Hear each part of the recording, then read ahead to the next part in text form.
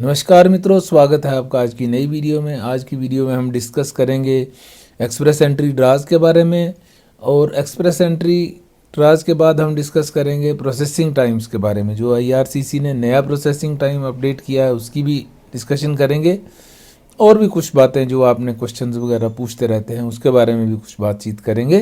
तो वीडियो में एंटर करने से पहले जिन्होंने चैनल को सब्सक्राइब नहीं किया वो चैनल को सब्सक्राइब कर लें और बेल आइकन भी प्रेस कर दें, जिससे आपको आने वाली वीडियो की जानकारी मिल जाए। और साथ ही साथ वीडियो को लाइक एंड शेयर ज़रूर करें। शेयर करना ज़रूरी है जिससे कि लोगों को भी जानकारी मिले और चैनल की रीच और लोगों तक भी हो सके। तो आइए अब आगे बढ़ते हैं। तो हम एक्सपेक्ट कर रहे थे कि कल सीईसी का ड्रा आएगा, लेकिन कोई ड्रा नहीं आया है। तो अब हो सकता है ये ड्रा, क्योंकि बीच में गैप भी देते हैं, हो सकता है आज ड्रा आ जाए। तो सीईसी के ड्रा की एक्सपेक्टेशन हमें है, या किसी और कैटेगरी का भी हो सकता है। तो एक ड्रा तो एक्सपेक्टेड है कि आज भी आ सकता है, कल भी आ सकता है, या फिर नेक्स्ट वीक भी हो सकता है। जैसे पिछली बार इन्होंने किया था, लगातार 2 वीक्स में ड्रा निकाल दिए थे। तो मे बी, क्योंकि दिसंबर में इनको अपना कोटा पूरा करना है ईआरसीसी को, तो एक्सपेक्टेड तो है कि ड्राज लगातार आएंगे। अब देखते हैं कब आते हैं।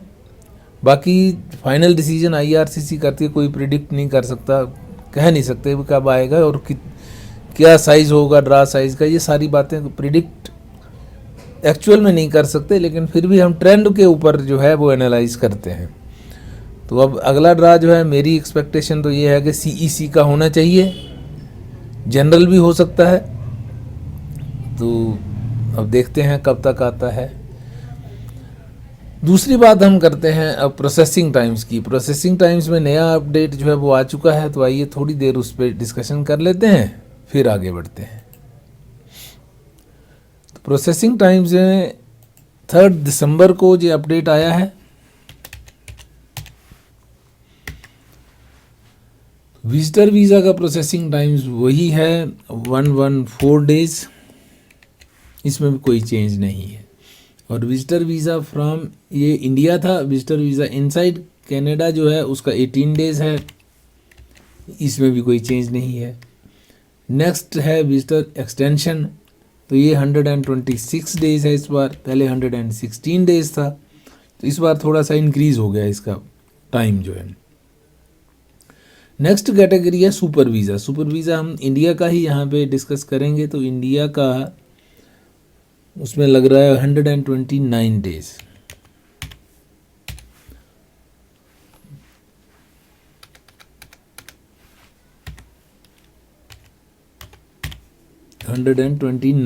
इसमें लग रहा है, पहले 130 था लास्ट वीक, तो कोई ज़्यादा फर्क नहीं पड़ा, तकरीबन उतना ही है। और स्टडी परमिट में वही 3 वीक्स का ही है, तो ये टाइम कम हो गया है काफ़ी। तो ये अच्छी बात है स्टडी वीज़ा वालों के लिए। तो स्टडी परमिट मिलने में अब ज़्यादा देर नहीं लग रही है। फिर स्टडी परमिट अगर इनसाइड कनाडा आपने लेना है तो उसके लिए 13 वीक्स का टाइम है।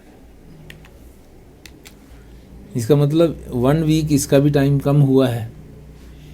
वर्क परमिट फ्रॉम इंडिया की बात करें तो इसका है 19 वीक्स, तो इसमें लगभग 1 महीने की कमी आई है, 4 वीक्स की कमी हुई है। पहले 28 वीक्स था, यहाँ पे आप देखें 15 अक्टूबर को, 13 नवंबर को 27 हो गया, फिर 27 ही रहा, फिर 23 हुआ, और अब फिर 4 वीक्स कम होके 19 वीक्स हो गया। 19 वीक्स का मतलब है कि लगभग 4 महीने मान के चलो, 4 या 5 महीने मान के, 4-5 महीने के टाइम मान के चलो। तो अब चलते हैं work permit from Canada initial and extension, तो इसका है 171 डेज। तो ये इसका प्रोसेसिंग टाइम है। इस कैटेगरी में जो विजिटर वीज़ा और दूसरी जो टेम्परेरी रेजिडेंस में जो कैटेगरीज आती हैं उनका प्रोसेसिंग टाइम है। तो कोई ज़्यादा डिफरेंस नहीं पड़ा है सिवाय वर्क परमिट फ्रॉम इंडिया के, उसमें जिसमें 4 वीक्स का जो है टाइम हो गया है, तो टाइम कम हुआ है। बाकी का ऑलमोस्ट सिमिलर ही है जो पिछला था। अब अगली कैटेगरी की बात करते हैं। अगली कैटेगरी है हमारी इकोनॉमिक इमिग्रेशन। इकोनॉमिक इमिग्रेशन में 3 दिसंबर को ये भी आया है, तो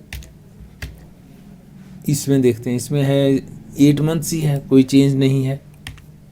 अपडेट नया है लेकिन टाइम उतना ही है। CEC इसमें भी वही टाइम है जो पहले था, 5 मंथ्स ही है, कोई चेंज नहीं है। PNP विद एक्सप्रेस एंट्री कोई चेंज नहीं है, 6 मंथ्स ही है।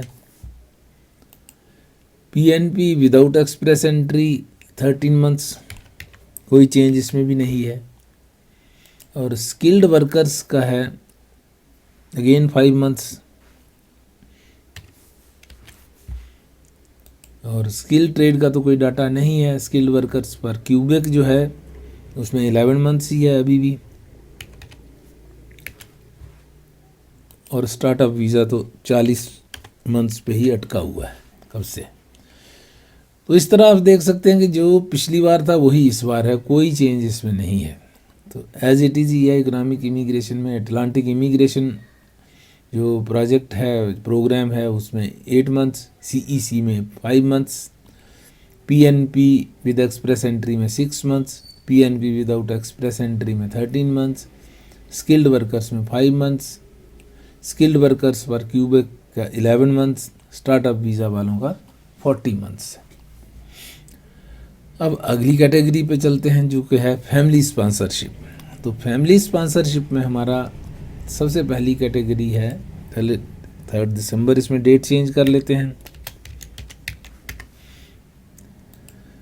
पहली कैटेगरी है spouse and common law partner inside Canada जो अप्लाई करते हैं और क्यूबेक के लिए जो अप्लाई कर रहे हैं, उसका प्रोसेसिंग टाइम है 27 मंथ्स। तो आप देख सकते हैं इसमें भी कोई चेंज नहीं है। नेक्स्ट कैटेगरी का फिर से 12 मंथ्स है, इसमें भी कोई चेंज नहीं है प्रोसेसिंग टाइम में। ये आउटसाइड क्यूबेक का था, जो है इनसाइड कनाडा मगर क्यूबेक के बाहर जो है उन लोगों के लिए था। दूसरा है spouse and common law partner outside Canada. तो क्यूबेक के लिए जिन्होंने अप्लाई किया है उनका प्रोसेसिंग टाइम 36 मंथ्स ही है, तो कोई चेंज इसमें भी नहीं है।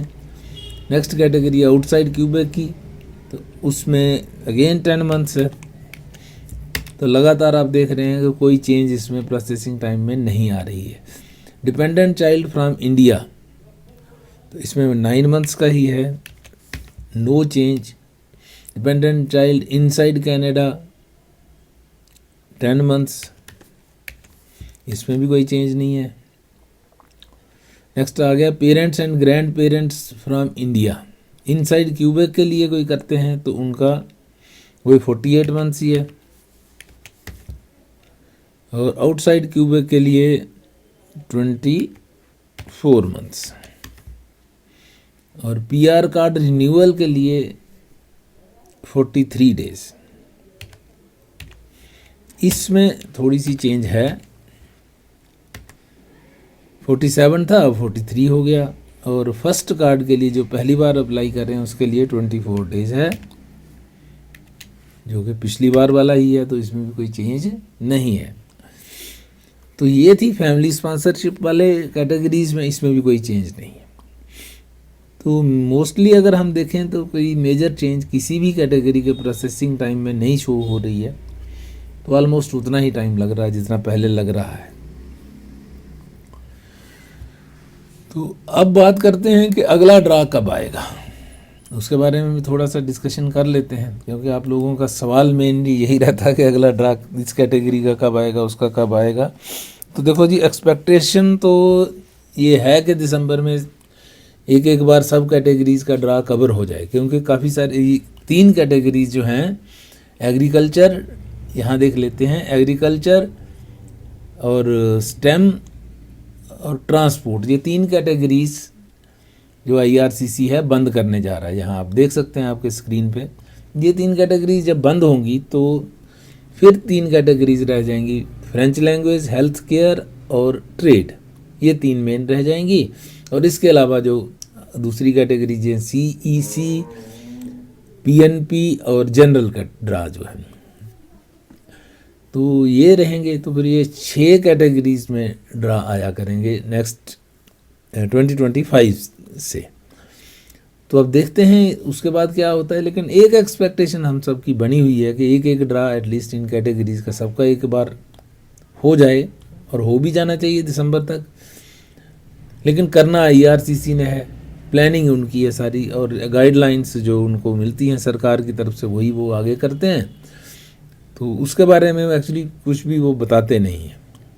तो पहले से कुछ भी कहीं भी आपको किसी वेबसाइट पे नहीं मिलेगा। जब ड्रा आता है उसके बाद ही पता चलता है कौन सा ड्रा आया है। तो जैसे हम देखेंगे कि अभी फ्रेंच लैंग्वेज का सिर्फ 800 कैंडिडेट लिए पिछले जो कल ड्रा आया था परसों, उसमें सिर्फ 800 कैंडिडेट लिए हैं, जबकि उसमें अभी 3100 कैंडिडेट्स जो पेंडेंसी जो as per their target pendency show हो रही है। तो लेट अस सी क्या होता है। तो उम्मीद करते हैं कि अच्छे अच्छे ड्राज आ जाएं और आप सब लोगों का नंबर भी जल्दी जल्दी आ जाए और आप अपना पीआर लेके आगे की कार्रवाई शुरू कर सकते हैं। और बाकी पिछली दो वीडियोज़ में हमने इसके बारे में डिटेल डिस्कशन की हुई है, आप उन पे भी देख सकते हैं, आपको थोड़ी सी एक गाइडलाइन मिल सकती है। तो उसका लिंक ऊपर दिया हुआ है, आप उन लिंक्स पे जाके उन वीडियोज़ को भी देख सकते हैं। तो आज की वीडियो यहीं तक रखते हैं, मिलते हैं आपसे अगली वीडियो में कुछ नई डेवलपमेंट्स के साथ। तब तक के लिए नमस्कार। जो लोग चैनल पर नए हैं वो चैनल को सब्सक्राइब कर लें और बेल आइकन भी प्रेस कर दें, जिससे आपको आने वाले वीडियो की जानकारी भी मिले, और साथ ही साथ वीडियो को लाइक एंड शेयर भी करें, जिससे कि और लोगों तक भी चैनल की रीच हो सके। तो thanks for watching, have a nice time, see you again in the next video.